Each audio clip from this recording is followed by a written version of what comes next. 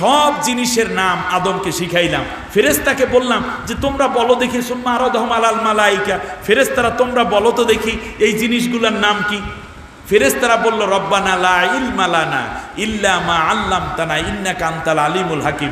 ও আল্লাহ, তুমি যা আমাদেরকে শিখাইছো আমরা ওইটুকু জানি, কিন্তু এই যে কাকে বলে রাষ্ট্র, কাকে বলে সংবিধান, কাকে বলে আদালত, কাকে বলে, এরপর ওকিল কাকে বলে, মক্কেল কাকে বলে, পয়েন্ট অফ অর্ডার কাকে বলে, এরপরে সংবিধান কাকে বলে, এরপরে হাকিম হুকুম কাকে বলে, ওকিল কাকে বলে, ও আল্লাহ গো এইগুলো তো আমরা কিচ্ছু জানি না। আল্লাহ তাআলা বললেন যেহেতু জানো না, অতএব যে জানে তার অনুগত হয়ে যাও, সিজদা করো সবাই। এই সিজদা মূলত অর্ডারটা ছিল আল্লাহর, মূলত কেবলাটা ছিলেন আদম, আর অর্ডারটা ছিল কার? আল্লাহ তাআলার। সাথে সাথে সবাই সিজদায় লুটিয়ে পড়ল, ইবলিস সিজদা করল না, সে অহংকারী হয়ে গেল। কারণ সে নিজে নিজে মনে করেছে যে আমি অনেক উত্তম, আমি সেরা। আমাদের দেশে অনেক আলেম আছে, মানুষরা এই কথাগুলো আনুষঙ্গিক। চার কারণে মানুষ অহংকারী হয়ে যায়। মানুষও অহংকারী হয় কয় কারণে?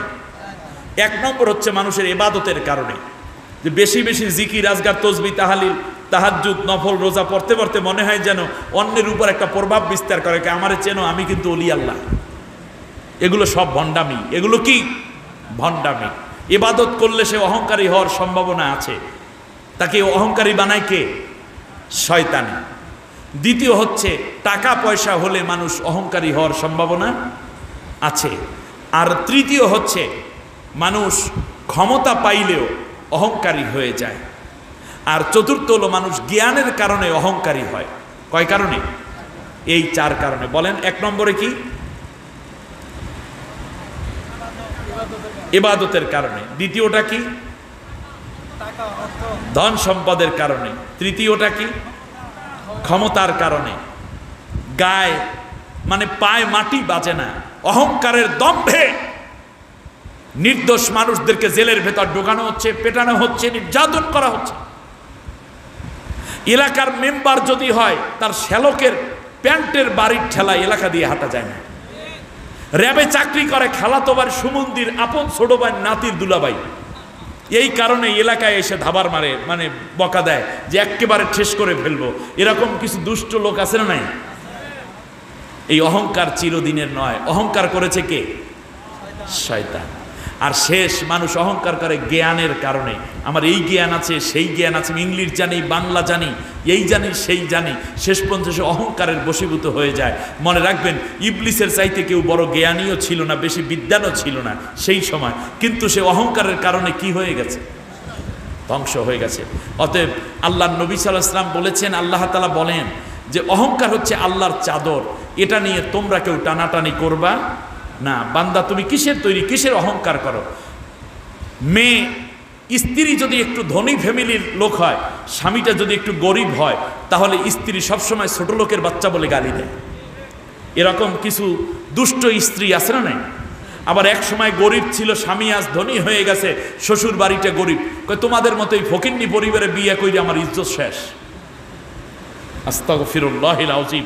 এ কথা বলবেন না, কাউকে হেয় প্রতিপন্ন করবেন না। কারণ হচ্ছে ধনী গরিব হওয়ার করানোর মালিক কে? যত বেশি আপনি উচ্চ মাপে যাবেন, তত বেশি আপনি নুয়ে পড়বেন, অনুগত হয়ে যাবেন, কোমল হয়ে যাবেন, ভদ্র হয়ে যাবেন। আপনার ইজ্জত আরও বাড়িয়ে দেবেন কে? তৃতীয় হচ্ছে মানুষের কি জানো? টাকা পয়সা, ধন দৌলত, এই কারণে অহংকার হয়। ডালিম পাকিলে পরে নিজে ফেটে যায়, ছোট লোক বড় হলে বন্ধুরে কাঁদায়, এরকম কথা আছে। আপনি সম্পদের মালিক হয়েছেন, দান করুন, ভালো কিছু করুন, কল্যাণের জন্য দান করুন, দেখবেন আস্তে আস্তে আপনার সম্পদ আরও বাড়িয়ে দেবেন কে? জ্ঞানের কারণে কোনো অহংকার করবেন না। কারণ আল্লাহ বলছেন, আমি মানুষকে উতিতু মিনাল ইলমি ইল্লা কালিলা, আমি মানুষকে একেবারে কম জ্ঞান দান করেছি। অতএব জ্ঞান থাকবে, কিন্তু অহংকার করা আল্লাহ আমাদের হেফাজত করবে। এরপরে তৃতীয় যেটা জানলাম সেটা হচ্ছে যে অহংকার সর্বপ্রথম করেছে শয়তানে। অতএব যারা দুনিয়ায় অহংকার করে তারা শয়তানেরই দোসর। আল্লাহ আমাদেরকে হেফাজত করুন, বলেন আমিন। এরপরে আমরা যেই বিষয়টা জানলাম সেটা হচ্ছে ইবলিস অহংকার করার পরে আল্লাহ তাআলার কাছে সারেন্ডার না হয়ে সে দুইটা জিনিস চেয়েছে। একটা চেয়েছে দীর্ঘ হায়াত, দীর্ঘ ক্ষমতা, দীর্ঘ মাতব্বরি, দীর্ঘ স্বচ্ছন্দময় জীবন। আল্লাহ তাআলা সেটা দিয়ে দিয়েছেন। কারণ ইবলিস আল্লাহ তাআলার সন্তুষ্টি অর্জন করেছিল আগে, যেটা এখন যে চায় সেইটা আল্লাহ তাআলা তাকে দুনিয়ার জীবনে দিয়ে শেষ করে দিয়েছেন। আর মোমেনের জিন্দিগিতে পাওয়া দুনিয়ায় নয়, কোথায়? যেহেতু সে দুনিয়া চেয়েছে, আল্লাহ বললেন দুনিয়া নিয়ে তুমি বিদায় হয়ে যাও। খেয়াল করেছেন কিনা? অতএব আমরা যতটুকু নেক আমল করি তার বিনিময়ে দুনিয়ায় কিছু চাবো নাকি আখেরাতে চাবো? আল্লাহ আমাদের কবুল করুন। এরপরে দ্বিতীয় সে চ্যালেঞ্জ করেছিল সব মানুষকে ওয়াসওয়াসা দিয়ে সে জাহান্নামে নিয়ে যাবে। এই জন্য ডান দিক থেকে ওয়াসওয়াসা দেবে, বাম দিক থেকে, সামনে থেকে, পেছন দিক থেকে ওয়াসওয়াসা দিয়ে মানুষকে পথভ্রষ্ট করে আল্লাহ থেকে ভুলাইয়া আল্লাহর সিরাতাল মুস্তাকিমকে ডিনাই করে মানুষ যেন সিরাতুল জাহেল হয়ে যায়, সে যেন পথভ্রষ্ট হয়ে যায়। আল্লাহ তাআলা বললেন তুমি যেই পথে মানুষদেরকে ডাকবা, আমি আল্লাহ তাআলা ভিন্ন এক পথ তৈরি করব। সেই পথের নাম হলো উপর থেকে আমি আল্লাহ রব্বুল আলামিন একটা রশি ফেলবো। সেই রশির নাম যুগে যুগে তোমরা দেখবে বিভিন্ন সময় আল্লাহ রব্বুল আলামিন বিভিন্ন ফেরেশতাদেরকে বিভিন্ন সময় আল্লাহ নবীদেরকে আল্লাহ প্রেরণ করেছেন। ওই রকম রশি প্রেরণ করি যেই রশিটা আল্লাহ সরাসরি পাঠিয়েছেন জান্নাত থেকে। তাওরাত, ইনজিল, জাবুর, শেষবারে এসেছে যেই কেতাবটার নাম কি? কোরআন। এসছে কোত্থেকে? জোরে বলেন, আসছে কোত্থেকে? উপর থেকে। তাহলে জান্নাত কোথায়? উপরে। আমরা যেতে চাই কোথায়? জান্নাতে। তাহলে জান্নাতে যেতে হলে রশি ধরবো কোনটা? নাকি 8 রশি, 9 রশি, 10 রশি? না, আমরা ধরবো আল্লাহর রশি। আল্লাহর রশির নাম কি? এই কোরআন ধরা কি সুন্নত না ফরজ? অর্ডার কার? ওয়াতাসিমু বিহাবলিল্লাহি জামিয়া। এরপরে আমরা পরবর্তীতে যেই জিনিসটি জানলাম সেটা হচ্ছে এরপরে শয়তান কিছু রশি চারদিকে ফেলেছে, মানব রচিত বিভিন্ন রশি। এই রশিগুলো আমাদেরকে টানে কোন দিক থেকে? নিচের দিকে। উন্নতির দিকে না অবনতির দিকে? অবনতির দিকে। একেবারে ছোট্ট করে যদি বলি, আজকে আমার এই সুন্দর বাংলাদেশ স্বাধীনতার 53 বছর অতিক্রান্ত হতে যাচ্ছে। দুর্নীতি কি দিন দিন বাড়তেছে নাকি কমতেছে? কথা বলেন না কেন? চুরি ডাকাতি, খুন খারাপি, জেনা ব্যভিচার, বেহায়া বেপর্দা, অশ্লীলতা। তাহলে আমরা মিথ্যা মামলা, কয়দিন আগে প্রধান বিচারপতি বলেছেন যে এখন যেই মামলা হাইকোর্টে পেন্ডিং আছে আর একটা মামলাও যদি কোনোদিন রুজু না হয় তাহলে এই মামলার রায় দিতে দিতে আগামী 100 বছর লেগে যাবে। আল্লাহু আকবার। আমার কথা কি আপনারা বুঝতে পেরেছেন? তাহলে বোঝা যাচ্ছে আমরা উন্নতিতে যাচ্ছি, রাস্তাঘাট উন্নত হচ্ছে, কিন্তু এই রাস্তা দিয়ে যারা হাঁটবে তাদেরকে আমরা উন্নত করতে পারি নাই। এই রাস্তা দিয়ে হুজুর যেমন তাড়াতাড়ি করে মসজিদে যেতে পারবে, ডাকাতও এখন ডাকাতি করে তাড়াতাড়ি অন্য জায়গায় চলে যেতে পারবে। কিন্তু মনে রাখবেন, শেষ পর্যন্ত দেখলাম কি অবস্থা হলো আমার জাতির। একজন এমপি পরপর 3 বার এমপি। কোথায় জানো? এই যে ভারতে নিয়ে মারলো, আহা, হ্যাঁ, এটা কোথায়? যশোরে ঝিনাইদহের এমপি রাই, নাম কি? বাস, এইটা নুরুল আজিম। আমি এই নামগুলো আপনার থেকে জানলাম এজন্য, দেখি আপনি মানে সচেতন আছেন কিনা। একজন বর্তমান পার্লামেন্ট মেম্বার, তাকে আমার দেশ থেকে তুলে নেওয়া হলো। একটা চক্র ভারতে যাওয়ার পরে যখন ডিবি প্রধান হারুনুর রশিদ সাহেব যখন এটার প্রেস ব্রিফিং করছে, আমার চোখ দিয়ে টলটল করে পানি পড়তেছিল।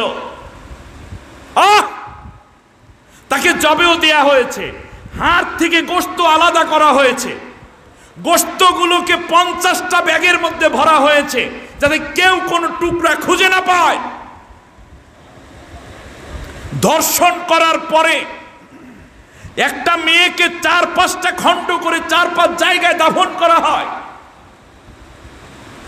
মাদকের সয়লা ইয়াবা ফেন্সিডিল কোকেন তারি মারজুয়ারা পেতিনিন, এরপরে হিরোইন থেকে নিয়ে কি মাদক দ্রব্য আমার দেশে আজকে ঢোকে নাই, অবৈধ অস্ত্র, অবৈধ পাওয়ার প্রুফ করা, এই সব কিছু মিলে আমরা সামনে আগাই নেই, আমরা মনুষ্যত্বের দিক থেকে অনেক পিছনে চলে গেছি।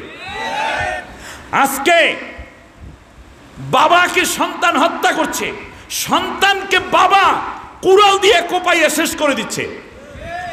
এটা কি ইচ্ছায়? এটা ইচ্ছায় না। এই যে কালীগঞ্জে বাবা তার সন্তানকে কোপাইয়া হত্যা করছে কুড়াল দিয়ে, পায়নি কয়দিন আগে। আবার ময়মনসিংহে মা নামাজরত অবস্থায় এডিক্টেড ছেলের গাঁজাখোর, সে এসে সেজদার মধ্যে মা এক কোপ দিয়া মায়ের দেহ থেকে মাথাটাকে আলাদা করে ফেলেছে। এরকম হাজার ঘটনা প্রতিনিয়ত ঘটতেছে। আমরা মৌলিকভাবে উন্নত জাতি হতে পারি নাই। আমরা রাস্তাঘাট উন্নত হচ্ছে আলহামদুলিল্লাহ, কালবার বিট হচ্ছে আলহামদুলিল্লাহ, কিন্তু এখন আমাদের নজর দেয়া দরকার আমরা যেন মনুষ্যত্ব, রাইট, আমরা মনুষ্যত্বকে ডেভেলপ করি, হিউম্যানিটিকে ডেভেলপ করি।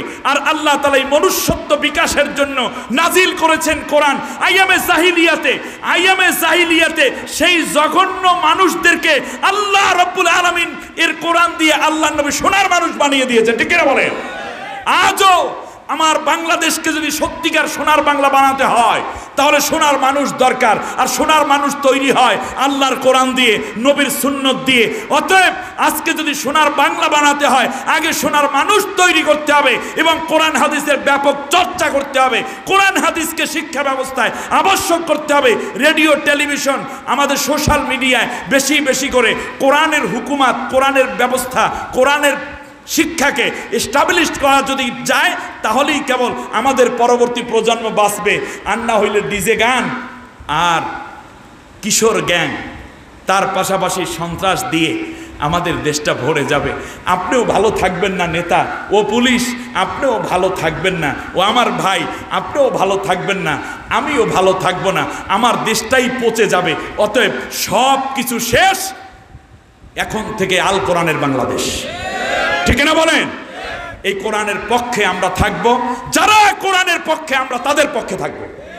আল্লাহ কবুল করুন, বলেন আমিন। নামাজের সূরাতে সবাই বসে একবার আলহামদু, তিনবার কুল হু আল্লাহ পড়েন, কবর জিয়ারত নিয়ত করেন।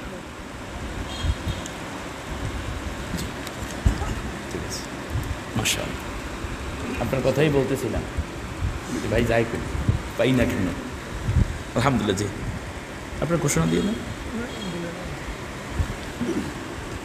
সম্মানিত ভাইয়েরা, আমরা সূরা পড়তে পড়তে একটা ঘোষণা দিচ্ছি। প্রধান অতিথি আমাদের ভাই জননেতা ভিপি সাজিদুর রহমান শাহিন সাহেব এসে গেছেন, আলহামদুলিল্লাহ বলে। হ্যাঁ, মাশাআল্লাহ, অত্যন্ত ভদ্র মানুষ। সভাপতি বগুড়া জেলা স্বেচ্ছাসেবক লীগ ও চেয়ারম্যান পদপ্রার্থী শাহজাহানপুর উপজেলা পরিষদ বগুড়া। আমরা তার কাছ থেকে কথা শুনবো ইনশাআল্লাহ।